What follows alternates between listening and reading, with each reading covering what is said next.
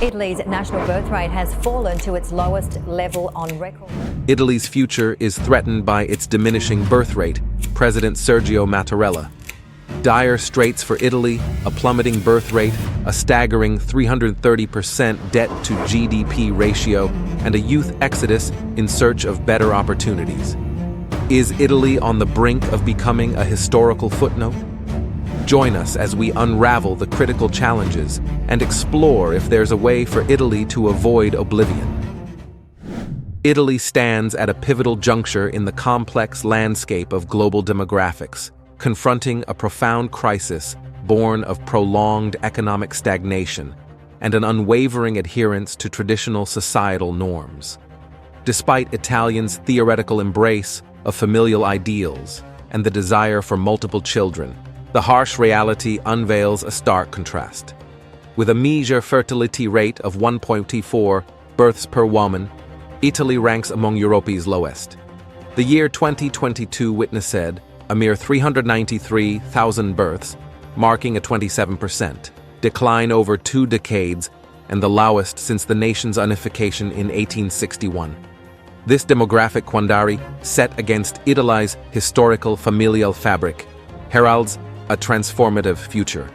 The National Statistics Agency, Istat, issues a dire warning of a crisis scenario, anticipating a drop in Italy's population from 59 million to 48 million by 2070, characterized by an average age of 50. This impending reality presents a myriad of challenges, from straining pension systems and national health care to potential repercussions on sovereign credit ratings. Italy, burdened with one of Europe's heaviest debt loads, navigates not just an economic labyrinth, but a demographic one, where tradition clashes with the urgent demands of a swiftly aging society. Italy's historical narrative reveals a transformation from an agrarian society where large families were both a social structure and an economic necessity, to a post-industrial landscape characterized by shifting familial dynamics. In the agrarian era, children were deemed essential assets, contributing significantly to family income. The Catholic Church, a formidable influence, endorsed large families as blessings. However, as Italy transitioned to an industrialized economy, economic incentives for expansive families diminished. The financial burden of child-rearing skyrocketed, averaging around €175,000 per child up to age 18 in today's context of economic stagnation. For many Italians, bearing children transformed from a societal norm to a luxury. This demographic shift carries profound economic ramifications, captivating observers. A shrinking population translates to fewer consumers and a diminished workforce, casting a shadow over Italy's once thriving economy. The intricate interplay between historical norms and contemporary economic exigencies unfolds, leaving audiences spellbound by the compelling narrative of tradition grappling with the pragmatic demands of the present. Italy faces a mounting crisis beyond the surface, as its aging population triggers escalating healthcare and pension expenses. The dwindling workforce diminishes tax revenue crucial for funding these costs, pushing the pay-as-you-go pension system to the brink of collapse. Negative prime-age population growth since 2012 intensifies the burden on the working-age populace, jeopardizing economic stability. Italy, poised to surpass Japan in having the most challenging demographics in the developed world, prompts intervention from the European Central Bank. Implemented tools like the Transmission Protection Instrument aim to stabilize Italian bonds and avert a potential European debt crisis. Besides that, the falling birth rate, coupled with a high number of arrivals of undocumented migrants from Africa and Asia, is also stoking uglier rhetoric. Agricultural Minister Francesco Lollobrigida has publicly warned that Italians will be at risk of imminent ethnic replacement unless more of them embrace parenthood. Italians are having fewer children, so we are replacing them with someone else, Lollobrigida, who is Meloni's brother-in-law, told a trade union conference. According to government data, this year, more than 127,000 refugees and migrants have arrived in Italy, double the 2022 figure for the same period. Another data from Ministry of the Interior, in 2023 alone, more than 120,000 migrants arrived in Italy by sea, including 11,149 unaccompanied minors. Numbers are up from 2022 when 105,000 people came to Italy in the entire year, with this massive influx straining its capacity. Reception centers mirror the struggle to cope with surging arrivals. The government's permit program for undocumented migrants in vital sectors greenlights only 61% of 207,800 applications, leaving many in uncertainty. This complex scenario unveils Italy's intricate immigration stance, juggling humanitarian duties, EU regulations, and internal politics. Compounded by the North-South economic contrast, tensions rise as the industrially thriving North sharply contrasts with the struggling agrarian South. This disparity fuels a noticeable brain drain, especially among Southern youth, prompting widespread speculation about Italy's uncertain future. Italy's economy is more geographically divided than any other country in Europe. Lombardy in the north has a GDP per capita equal to 127% of the EU average.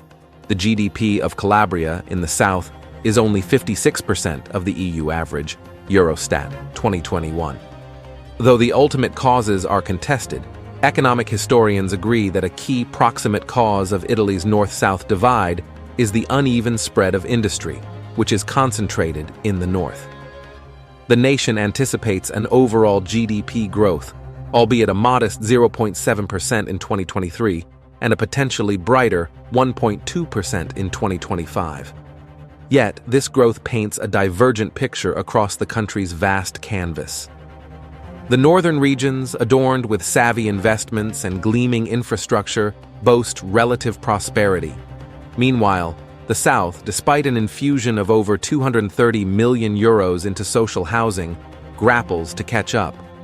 This financial injection, akin to Italy's economic energy drink, the National Recovery and Resilience Plan, NRRP, aspires to invigorate the South.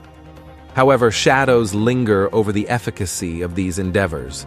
Signs emerge that bridging the gap with the affluent North might elude the well-intentioned plan. Inadequate professional resources and the limited scope of projects, excluding vital infrastructures like roads, pose hurdles. Italy's historical underinvestment in critical infrastructure, with a staggering 58% drop in transport infrastructure spending from 2008 to 2015, reverberates in tragic bridge collapses, emblematic of a crumbling state. Another layer to the issue is the role of criminal organization in the South. Firstly, the Italian mafia is one of the most developed criminal organizations in the world, with Russian mafia, U.S. mafia, historically related to the Italian one, Mexican narcos, Colombian cartels, etc. Secondly, from an historical perspective, mafia-type organizations were born with the newborn Italian state in 1861, especially in the South. The organizations in the South have different features, duties and responsibilities of a family member, different godfathers, main area of investment, etc. And names: Camorra in Campania and 'Ndrangheta in Calabria, that are the most powerful organizations, very active also in Piemonte and Lombardia.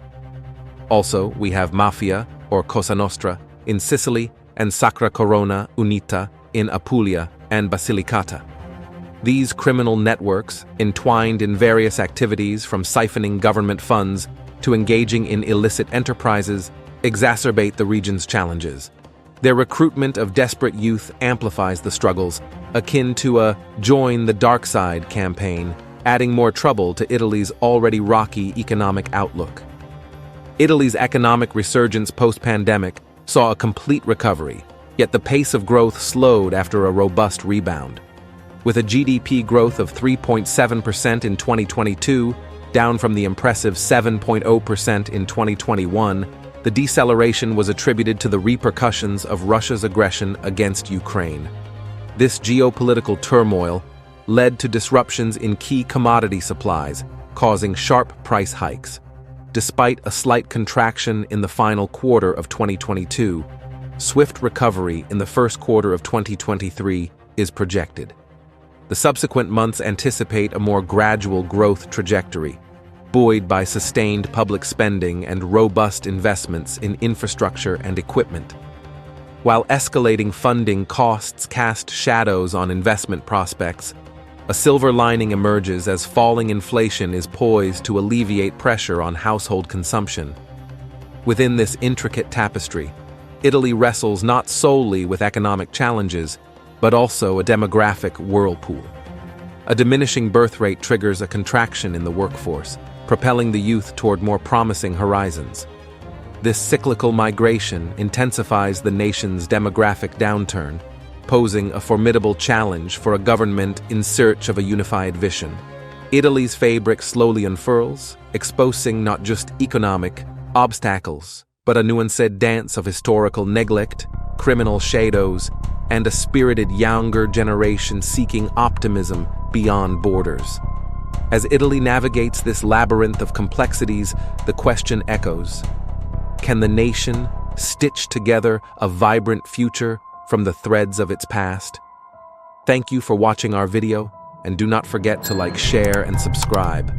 Also, let us know, what steps do you think Italy can take to navigate the complex interplay of economic challenges, demographic shifts, and historical influences to shape a resilient and optimistic future? Remember to hit the notification bell for more videos.